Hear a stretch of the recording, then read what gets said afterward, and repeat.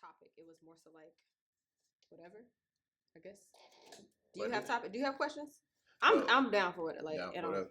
I yeah. was gonna kind of focus on the and ask you about to go more in depth about the benefit of buying a home and how you can, like you were saying last time, how you can flip it. Yeah, and you don't have to stay in your first house for the rest of your life. Oh yeah. Okay, yeah, I can go into that. Yeah, because people get caught up in like, oh man, but I want this house. You're like, you can't afford that yet. Yeah.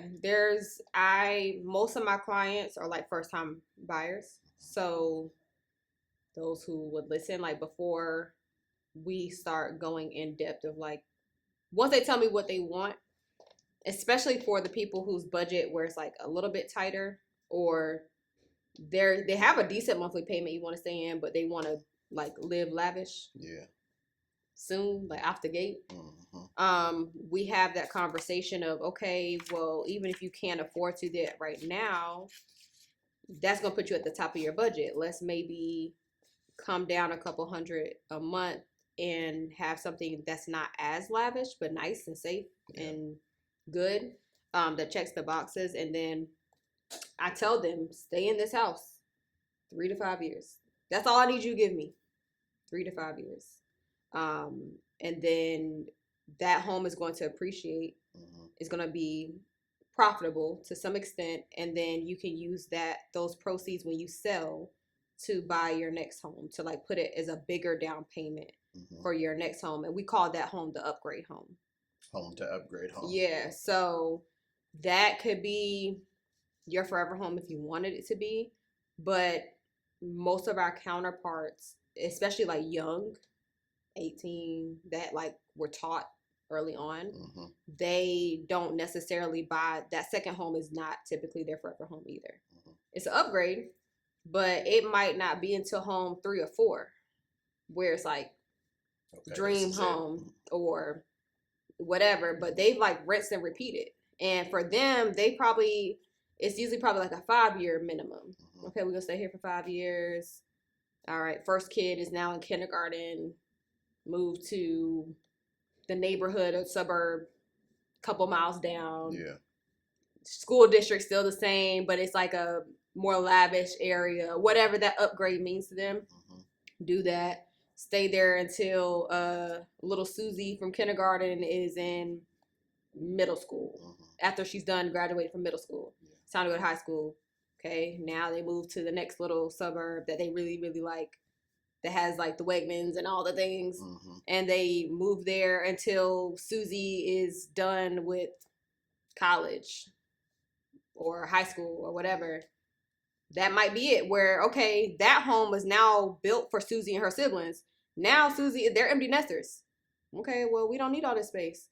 Maybe we want to stay here and allow the kids to come back or the grandkids to visit, or they out of state doing their own thing in their careers, and maybe we want to downgrade to something that has maybe a guest room or 2 for them to visit, but not move in. So now, is that like in a contract, like when you writing up, or no? That's just the law in real estate. It's not a law. I mean, it's no. That's a choice. If you decide to do that, that's on you. I mean, so let's say you're my client and I help you buy a home. Like the initial agreement is to, let's say we have a 6 months agreement. It usually don't take that long, but let's just say 6 months to find a home, close, whatever. And we close. Okay, you do what you want to. I stay in touch with you and follow up, and if you need anything, I check in. Like that's just me. But I'm going to tell you, all right, bro, like stay here for a few years. We're going to monitor the equity. Okay, now you probably got 50K in equity. All right, nice. You ready to leave? You looking at another area? Or you, okay, well, this is a good time to sell. You got to sell in order to buy. So what we would do is do this at the same time. So we put your home on the market. Once you are under contract with a buyer, then it's time to like kind of hightail it and look for another home real quick. We've already eyeballed in the background, but now we can pursue actively putting in an offer on the next home. And then we close on those 2 homes, your current home to sell and your new home to buy at the same time. So what about if, like, we've been going back and forth with Kathy, and she got all these extravagant first home buyer programs, and some of them say, well, you need to be in this house if we give you this money for 5-10 years. Does that still apply, or can you maneuver out of yes, that? you can. It can apply, but you still have the guidelines of you need to stay in this home for X amount of time. You can sell before then, but if they gave you, let's say the down payment assistance money was $15,000 to cover that down payment, you would have had to pay otherwise. Then it depends on the loan program. Some down payment assistance, that second lien of that $15K they gave you is forgivable, where they say every year you stay in that home, you have to pay back 20% less. Yeah. Like, so if you do sell before that 5-year period, if you borrow $15,000 for that down payment, you only may need to pay back $5,000. I'm gonna just use easy number, $5,000. But there are some down payment assistance programs. It's non-forgivable. Like if they gave you 15, they want that 15 plus the interest that is on that down payment. So down payment assistance is not. It's not my first go-to option for people. It's financially better for you to like be able to save your own, use your own money, and not have to depend on down payment assistance. Down payment assistance is not a bad option. You could, depending on the program, you gotta ask and read the fine print. Depending on the program, it makes sense. You can leverage that money. But if it's one of those that have like crazy high interest rate on it, it's a second lien, not forgivable. There's one a traditional a home that is like put together, a modular yes. Yeah. Okay, there's a couple things as far as like living in all that. I don't really have a beef one way or another, but a modular, as far as value and like resale and return on investment, a modular is going to be a better buy, because a modular, by real estate definitions, is practically equivalent to a site-built home, a stick-built home, as far as like resale. A manufactured home, as long as it's put on permanent foundation, it's detitled by the DMV. You've removed the axles and movable parts to make it move. It's a true home. That's when it's considered real estate. If you have not checked those other boxes, then it's considered a mobile home, like personal property, like a car. Okay. So when it's converted to real estate, resale, like you're still going to have a return on investment. It's a home. You made it real property, fine. But from the financing side, it's a little different ish. So I'm gonna use state employees for example. State employees, credit union will finance a regular home as well as manufactured home. But a manufactured home, they will only finance up to 20 years versus a regular traditional any other home is 30. That makes a difference on your qualification or your monthly payment, because let's say your monthly payment budget, you want to stay under $2,000 a month on your mortgage. And let's say based on your pre-approval amount, a regular home or townhouse will put you in that for a 30-year finance, but a 20-year, your monthly payment might be, let's say, $2,500 a month, because you're not stretching those payments out as much. So that will affect how much you qualify for if you are looking at manufactured homes. That is more so specific to SECU. Most other lenders who finance, it's a 30-year, which is good. But for homeowners insurance, manufactured homes are considered a little riskier. So your homeowner's insurance sometimes can be a little bit higher with manufactured homes. On the flip side, not always, but sometimes manufactured homes are a little bit cheaper in cost than a regular home. Not as much as people think. It depends on location. Like, so not so much if it was like in Raleigh or Wake County, but when you go to like the rural areas, it might be $10,000-$20,000 cheaper. Yeah, I asked about it because he was talking about it in here, and he didn't go into too deep, but he gave you enough gems where you can just like kind of Google it and tap into it yourself. And he mentioned something about a Chatham loan, how it's not the same as a normal home loan. So I started digging into that. Yeah. And it sounds like it's almost the equivalent of a car loan a That's little bit. basically, so the term that he used was like Chantel, or it's spelled kind of like Chantel or Channel. Chattle. Yes. So that's another word for like personal property. Okay. So it goes back to, like I was saying, a manufactured home, if it's not converted fully to real estate or what we call real property, it's considered personal property, like a car. That's it. Yeah. And so basically what you're saying is like a trailer park. All those homes are not on permanent foundation. Right. They can still, if they ready to leave that part, they can pack it up and go. That's personal property. So they paying personal property tax like they would on their car. That's not real estate. Like if somebody, like one of my clients, I helped her sell her home in Raleigh. She had some financial issues because of medical history. She had to sell her home because it was the bills. You know, things happened. Life was spiraling. She couldn't work. And she was like, I do not want to lose my house, so I need to make this profit. And she had good equity in her home. Sold it. She ended up buying, I found her some cheap land that was already perked. It already had a well and sewer septic up there. Half an acre. We negotiated it down. They was asking for $39,000. She ended up getting it for $26,500. The lot. The acres. The land. Yeah, it was half an acre. Already Hope Mills, so Cumberland County, like an hour from Raleigh. And so I helped her with that piece. And the plan was to, because I knew with the proceeds from the sale, she wasn't going to be able to buy a home cash. So few months went by. She was staying with family. A few months went by. She had to get some things together. She had to use some of that cash for medical stuff. So she had maybe like 80,000 from the sale of her home. She ended up going down to maybe 60,000 to work with. So that kind of cut her out from buying the manufactured home cash. She had to finance some of it, but she had enough to put down a good down payment, especially after paying for the land cash. So that deal, I could not actively help her as an agent. Because that's not real estate. That's not a real estate transaction. But what I did for her was looked online, Clayton Homes, Oakwood Homes, found, a decent floor plan, talked to them. The guy that worked for for Clayton Homes down there in Fayetteville, he's the son of the agent that was representing the seller for the land deal, my client deal. I saw him, I saw his last name, I was like, you related to so-and-so? He's like, yeah, that's my mom.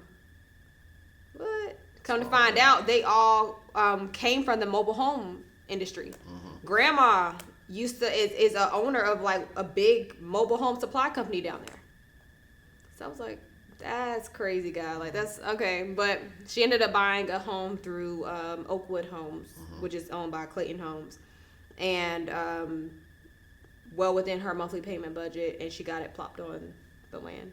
So okay, that was gonna be my next thing. How he was talking about it's good if you can buy a piece of land and have it placed on there. And you this is the thing about buying land. Buying land to me in the real estate world shows you that real estate was not our game. Like, that game was not created by us. What I mean by that is when you talk about buying land, it's pay to play. That's where cash buyers thrive. Because buying land, when you got it, there are land loans, but they want like 35 or 45% down on the land. And here's the thing about buying land. Cheap land is not valuable. Cheap land is not valuable in the sense of building on it. So if you see like 2 acres of land for like $10,000, without even looking at it, I can guarantee you that's just good for hunting or maybe farming. Letting your chickens run around or something. It's not for, you can't put a home on that. I can guarantee you. I can bet money that land is not, it doesn't perk. What would make it not perk suitable? So a perk test, it's like that soil test to see if the topography of the land is suitable for a sewage system. So a lot of times, and I this is outside my field, but what I do know by the soil engineers that do it is the topography, the soil and the ground, the earth has to be firm. Like it can't be, soft soil where the home can sink in after, the earth starts shifting. The land, it can't be on this major hill that can't be grounded down because of the way the earth is, built underneath. It's certain things like that. Like I said, it's those are things, seeing soil reports on, okay, why this land couldn't perk, but this land could. So it's a lot of, I shouldn't say red tape. It's a lot of what ifs that you're paying for when you are going through the process of buying land. So if, like, what I look for on the MLS listings is I'm praying for a note that says can perk or has perked in the past. A perk test is good for 5 years.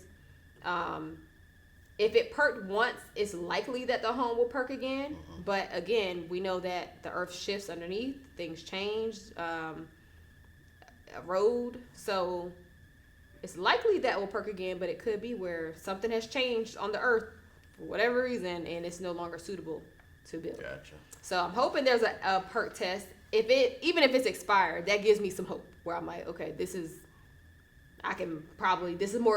suitable for my client without, it minimizes the risk of them losing money because you got to pay a due diligence. House already on that property before, do you still got to go through that's that still same a perk process? Yes, that means it's perked before. So like my client that bought that land in Hope Mills, there was a mobile home on that land. They had moved the mobile home maybe 2 years prior, so it hadn't been a mobile home on that land for about 2 years. The well was still there. Electric obviously was still there because somebody lived there, and the septic was still there. It had perked for a 3-bedroom home, meaning if she decided to put any type of home up there, 3 bedrooms or less, she's good. If she wanted to put a 5-bedroom home or 4-bedroom home, she would need to do a perk test to make sure that that land is suitable for that sewer, that septic, and she would need to do like a septic expansion tank to hold, because that current septic was only suitable for 3 beds. And they go off of bedrooms because how many people are typically in an average bedroom? 2 at max. Let's say 3 if you got a big family, but you're not gonna have a 3-bedroom home with 20 people living in it. Not like, back in the day. Yeah. So that's why they do it, because a 3-bedroom home with the typical amount of inhabitants, that sewage system can handle that waste and things from that number of people.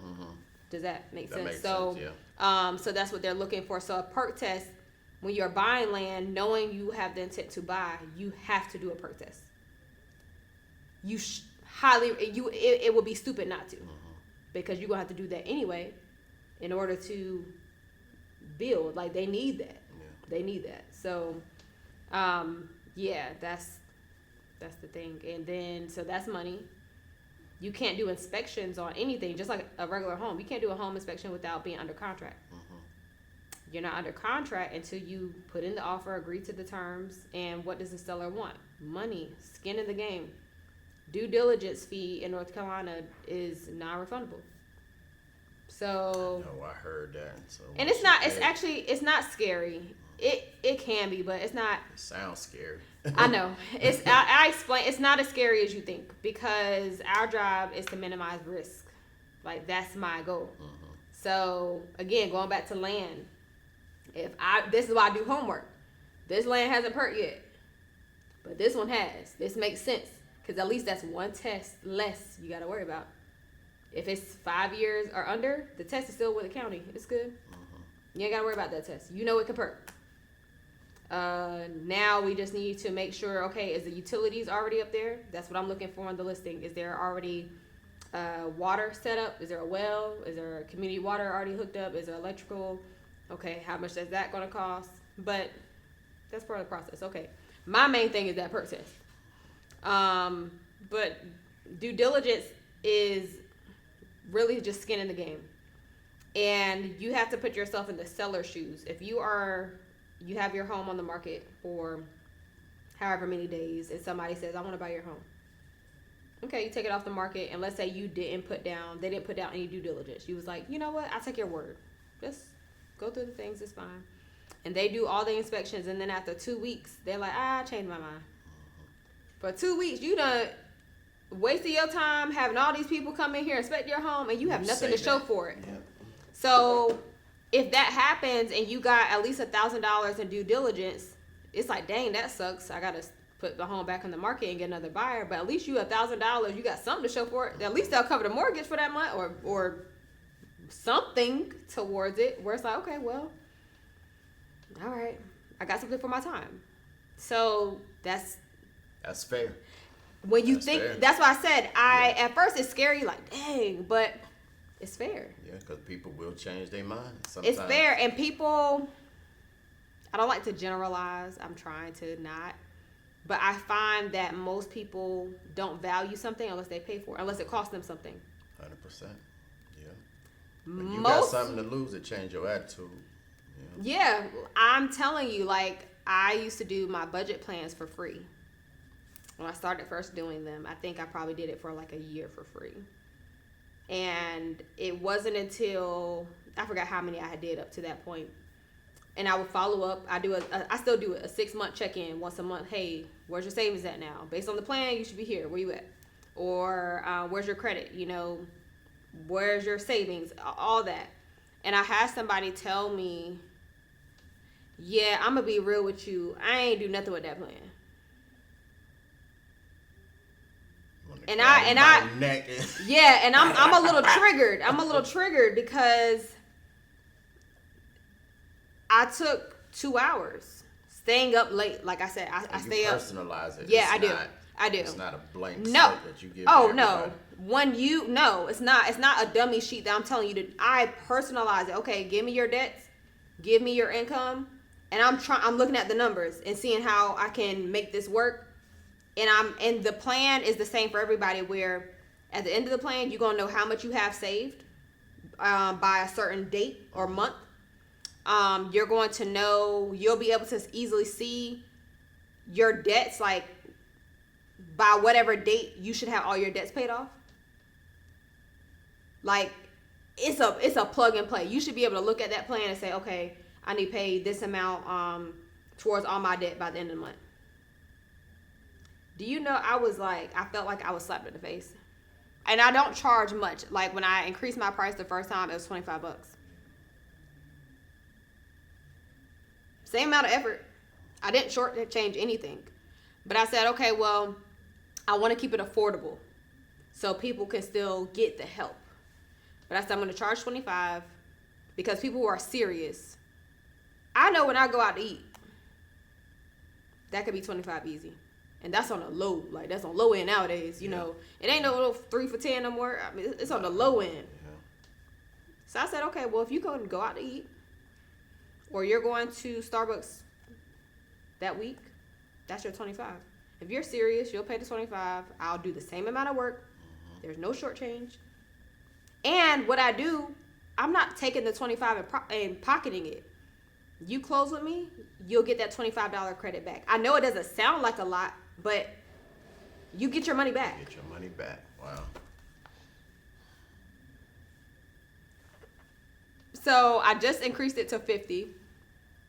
Cause my husband used to joke, like he was laughing. He was like, Rosha, he was like, how much you making for this? How much we getting? He'll be like, how much we getting for this? You staying up late? And I'm like, nothing. He was like, at first, yeah. My husband is very much like me when it comes to like giving and helping people. He's very much like, okay, cool, because we believe in like being a blessing to others and giving and the things. And then it was to a point where he was like, all right now, Rosha, I'm hearing you. Sometimes he gets a taste of my world of like, all right, I could tell you're frustrated. He's like, ain't nobody doing it. Like, what's going on? One person doing it? I have one person that I can honestly say off the top of my head was, when I tell you she was serious, and she caught it when I charged $25. She has $0 saved. 0. None. Like, at all. And It's been about a year. She saved like $16,000 based off of my plan. Paid off her 5 credit cards. I forgot how much her cards were, but paid those off. Saved 16. And she had a little bit of a delay with a car. Like her car got totaled. And I remember she called me like tripping. She was like, I really want to buy this house. I said, she's like, I don't want to be set back. Like, what should I do? Should I, buy another car, get another loan?